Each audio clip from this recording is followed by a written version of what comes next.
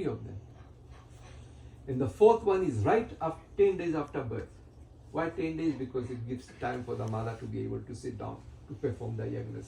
So between 6 to 10 days is what they call Jatkaram Sanskar. We are born as Shudras. We are not born as architects, engineers, singers, actors, and Pandits. We are all born with C colon, like a formatted hard drive. Yeah.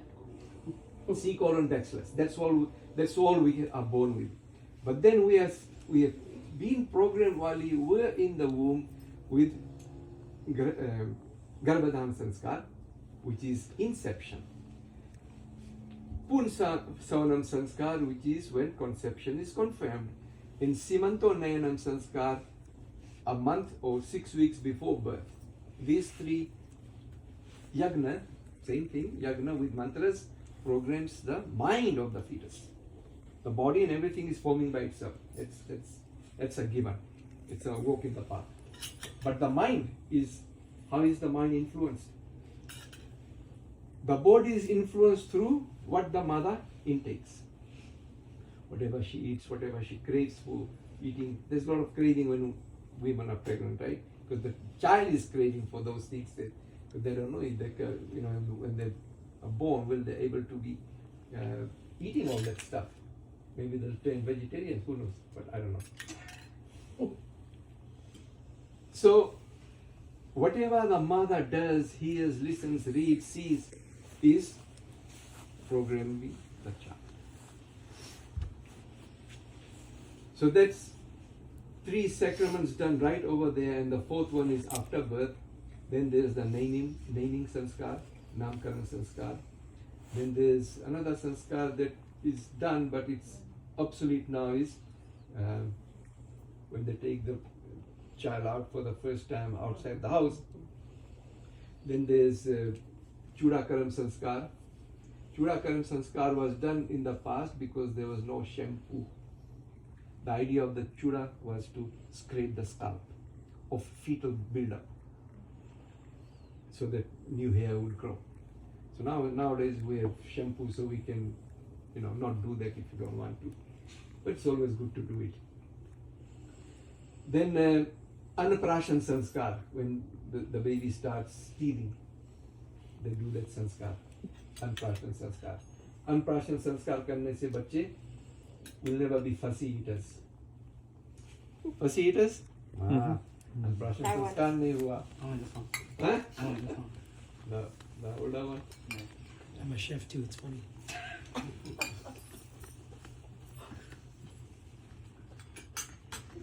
फिर उसके बाद होता है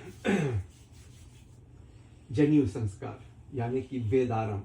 Before starting school, they do the जनेऊ संस्कार, वेदारंभ संस्कार भी कहते हैं. Or when they graduate, after the schooling is over, it's called Samavartan Sanskar. That means this is the end of my learning. Now I have to see the real life. फिर उसके बाद 13वां संस्कार है विवाह संस्कार, शादी. फिर गृहस्थ जीवन में प्रवेश करना. Then all hell breaks loose. Then during retirement, when your children start having their children, when you become grandparents, you go into वानप्रस्थ संस्कार. वानप्रस्थ का मतलब नहीं है कि वन में चले जाओ, बहुत बड़े वन में चले जाओ. It's not वानप्रस्थ, it's वानप्रस्थ. One means your materialism, your possessions. Prasth means to give up. So वानप्रस्थ संस्कार is exactly giving up the responsibilities to your kids, your grandkids. Let them take over the householding, everything. Give them the key to the Mercedes and whatever, and you walk away. वानप्रस्थ संस्कार. What do? It's retirement. You can do whatever you want. Go on a vacation, go on a theater, whatever. Then, at the age of 75 plus, it's called sannyas. Sannyas is that now you've gained all this experience throughout your life. For the past 70, 75 years, you have knowledge. You share your knowledge through charity, through volunteer service. That's part of being in the sannyas ashram. Then you don't know, whenever your time is up, your number comes, then boom,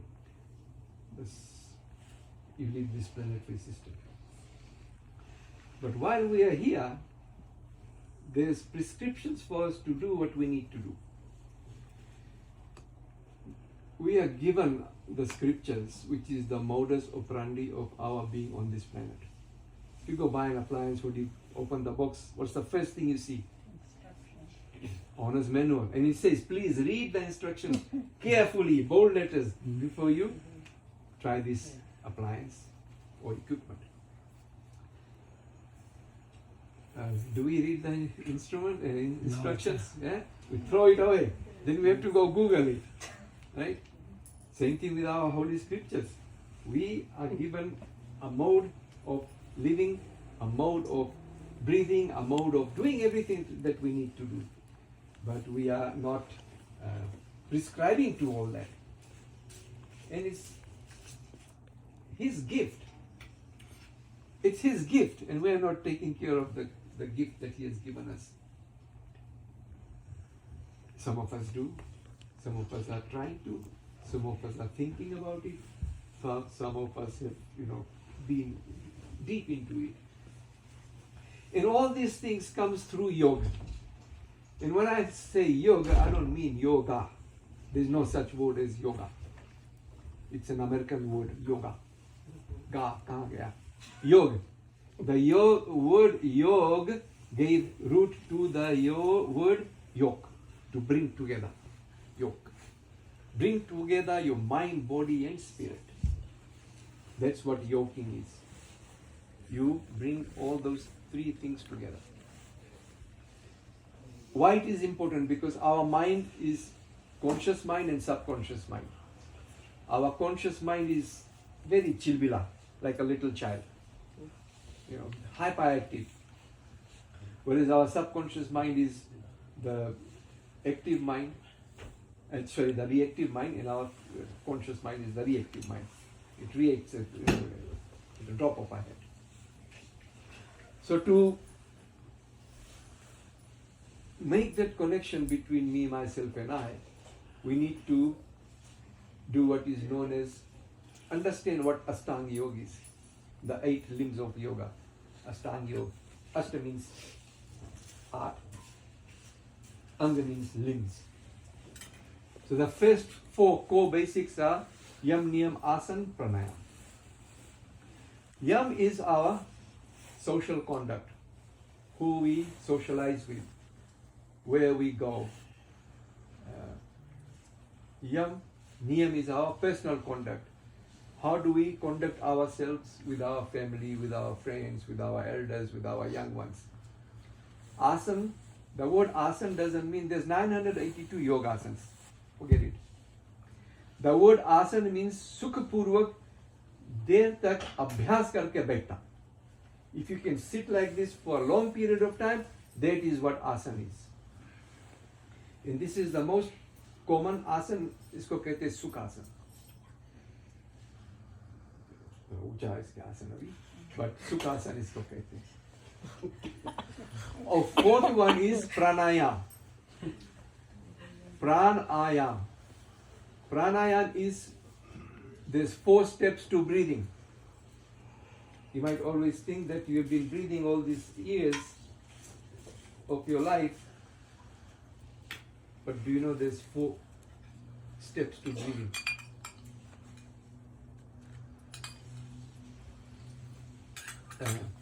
Arjun, apan kaam karo. Just keep it going, sir. You don't have to keep aiming all the time, but when the fire goes, see, as long as there's fire, there's no smoke. As soon as the smoke goes and the fire goes, smoke comes. Where was I? Pranayam. 4 steps of breathing. Pran, apan, uddan, vayayam. Pran is take the breath in. Hold. Hold as long as you can. As long as you can sustain life. Then breathe. Breathe out all you can. Until your lungs is completely empty. Then hold your breath in the empty stage for as long as you can to sustain life. Then breathe in again. And when you breathe out, form an O, like you are going to say Om, but say it so softly that only it vibrates in your Anahata chakra.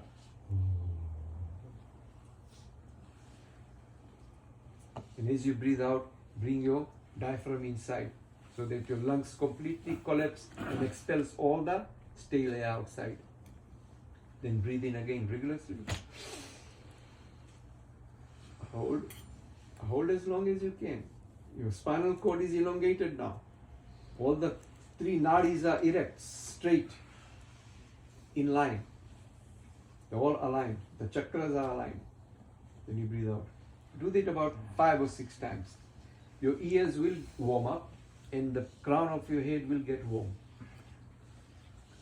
So after doing that breathing, then you can go saral breathing. Now the next steps, dharana, dhyan, samadhi. Sorry, pratyahar, dharana, dhyan, samadhi. प्रत्याहार को कहते हैं English में introvertedness. Let me take an inward journey. I know everything that's going on outside of me. But what is happening inside of me? What is happening in my thought? What is happening in the mechanisms of my chitta, which is my subconscious mind? What is in my chit? Can I go have a look at it? It's like going to look into a hard drive as a forensic data analyst and seeing each and every ones and zeros in your entire hard drive. It's a huge task, but it's made easy because there's a lot of software for that. And I've programmed you to do that by reciting these mantras. So once you go through these first 4 stages of your life in doing the yoga, then the other 4 ones come into play as you evolve in these 4 stages. A lot of people have difficulty focusing when they are meditating. And that is the problem, because they are trying to focus. You are not supposed to focus. You are supposed to let go. And a lot of people say, okay, I let go for 5 minutes or maybe 3 minutes, then again my mind catches on to something.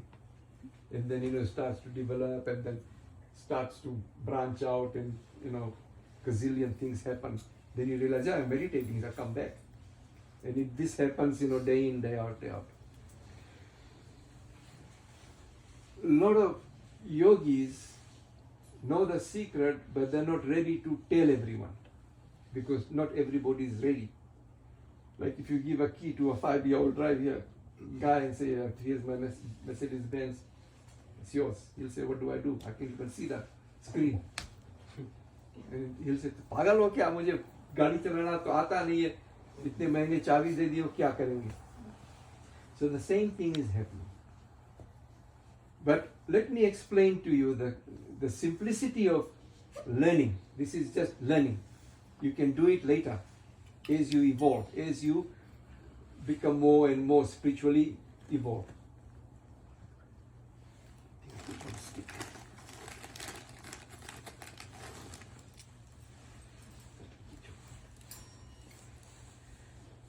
If you focus on your breathing only, one thing to focus on, and the key is to breathe through your nose and your mouth simultaneously. It's not an easy task. It takes some work. If you don't like work, then not good. You have to train your nose, your nostrils and your mouth to breathe in simultaneously. Now all your focus is in your breathing. So you try that 1 day, 2 days, 3 times a day, 4 times a day, a week, a month. There'll come a time when the switch will flick by itself. That's all you do is pranayama. Prana, pan, uddan, vayayam. You sit down, just breathing, breathing, breathing, breathing. That's all you do. And there will come a time when you'll feel lightedness. You'll feel you're floating. You'll feel tingling up and down your spine. Then you know, okay, you're on the right path. It'll take a while. It won't happen overnight. Now, why is that important? Why is it important to get into that mode of meditation? so that we can transcend ourselves. As long as we are inside this body, we will not be able to know what is outside. Like in the last 2 years, we are mostly we are locked inside the house, or locked to our phones. So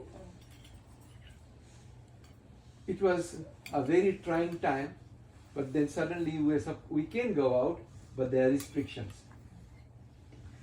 Same thing we are doing with our soul. We are restricting, we are giving it too much restrictions. No, you cannot do this, you cannot do this, you know, I'm busy, it's me all the time. Then you look in the mirror and you know exactly what is missing in you. Then you go spend $50, $60 to fix it. Haircuts are expensive. That's what I meant. Oh, you know, the beard is getting too white. You need to do something with it. So those are the personal things. That's your yam, niyam. So your yam niyam is gone, your asana, if you can sit down for long periods of time in a position that will not affect your sitting, that you get used to sitting like this for long periods of time. Takes a while if you have not sat down in sukhasana for a long time. Then you focus on your breathing, and then pratyahara, introvertedness. Let me just focus on my breathing, come what may. Like when you go to sleep, you dream. Why do you dream? Because your soul temporarily leaves your body. और वो भ्रमण करने निकलता है. That's his me time or her me time. It's the soul's me time to go. In all the places the spirit visits, sends us images back to us. And a lot of people, I think 99% of people have experienced deja vu. Mm-hmm. Right? Yep. Yeah. A lot of people have, and they say, oh, I had deja vu. Well, your spirit is giving you information into the future. How powerful is that? How do we capitalize on that? Now, when you are asleep, you are meditating, but you are not in control of that meditation. Your soul is under its own control. But when you do transcendental meditation, you are asleep in an awake state. And when I say asleep in the awake state, your body is in a rest motion. Your eyes should not be completely closed. Your eyes should be able to see the tip of your nose when you are sitting down to do meditation. The other thing to do is to take the tip of your tongue and put it behind your upper teeth. So as you breathe out, moisture gets trapped in your mouth doesn't get dry. Most of the time the mouth would get dry and students would lose focus. So these are little nooks, tips that gurus tell their sishyas, their disciples. I'm not a guru, I'm not even a kangaroo. I'm just saying that I know I have information that I like to share. And if we can all practice, once a week, twice a week, it's addictive. You'll want to do it more and more. Meditation is very addictive. Now, 3 minutes of meditation, that's what I do. 3 to 5 minutes maximum. 3 minutes of meditation on this planet is like 5-6 hours of meditation in the 4th, 5th, 6th, 7th dimension. So your 3 minutes is covered 4-5 hours. And what does that do? It makes you 4-5 hours younger. We all want to do that, right? No, it's true. Meditation helps you preserve your molecules. It slows your metabolism.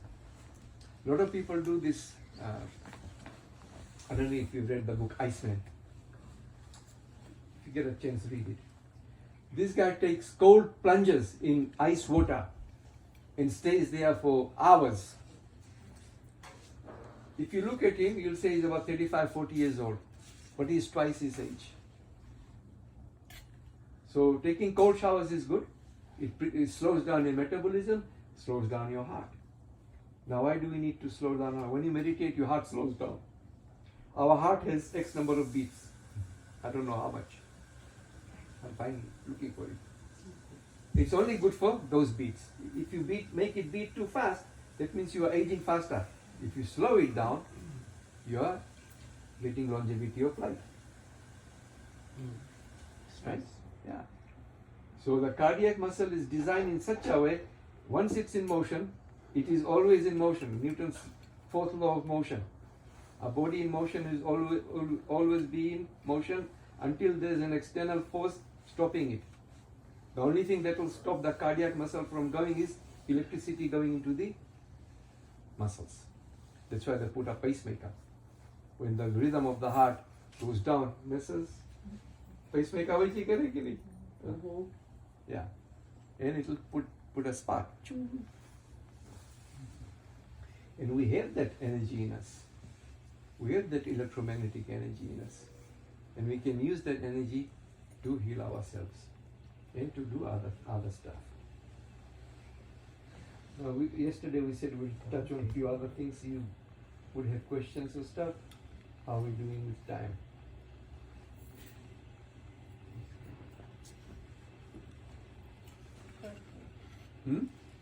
Perfect time. Yeah, I think so. Okay. So maybe another 5 minutes of Q&A, question and answers.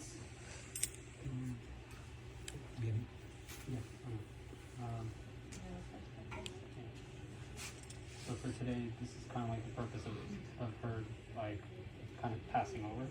The soul, yeah, Yeah. to help it move forward in its journey, not be stuck. It's like programming the soul. Your body is gone. We understand there's death, and you are free, and you go and do what you need to do. So it's guiding the soul. And then for tomorrow, what is Tomorrow is what we call Atiti Yagya. All these people that have come to help, it's a thank you for them. So we say goodbye to so today. Yeah? Yeah.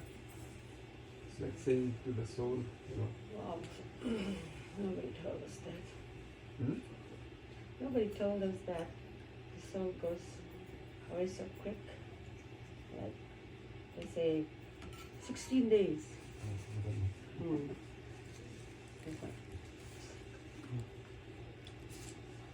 I wanted to understand more about Kali Yuga. Okay. Kali, sorry. So the yugas, what are the yugas? Time is a cycle. Yeah.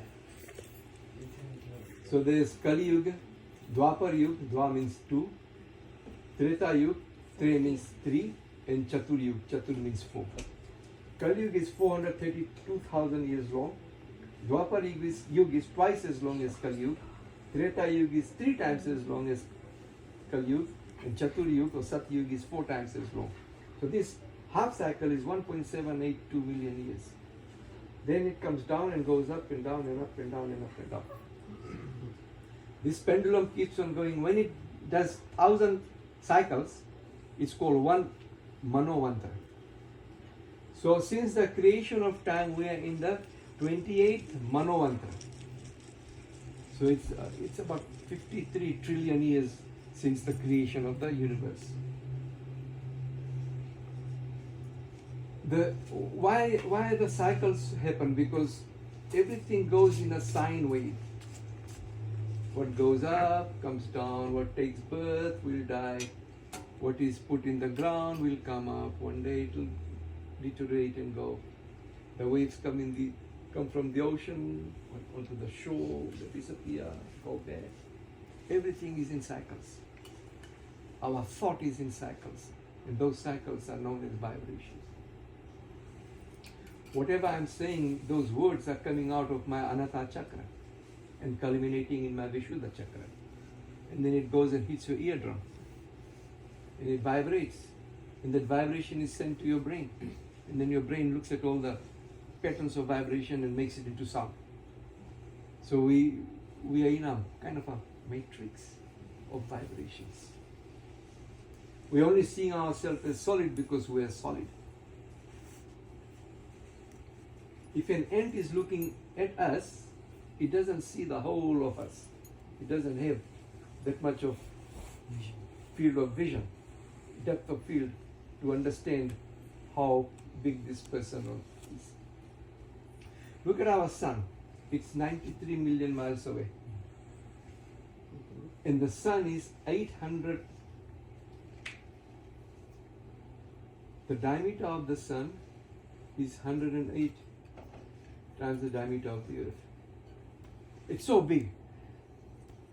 But we only see a small bit of it. So if this is the sun, the size of the sun in diameter, earth is a dot. But we are so small that we see small. But if we somehow grow ourselves, when you meditate, you can do that. Because time is not a limit for you. Then you'll see how big the sun is, and the earth is just a pixel.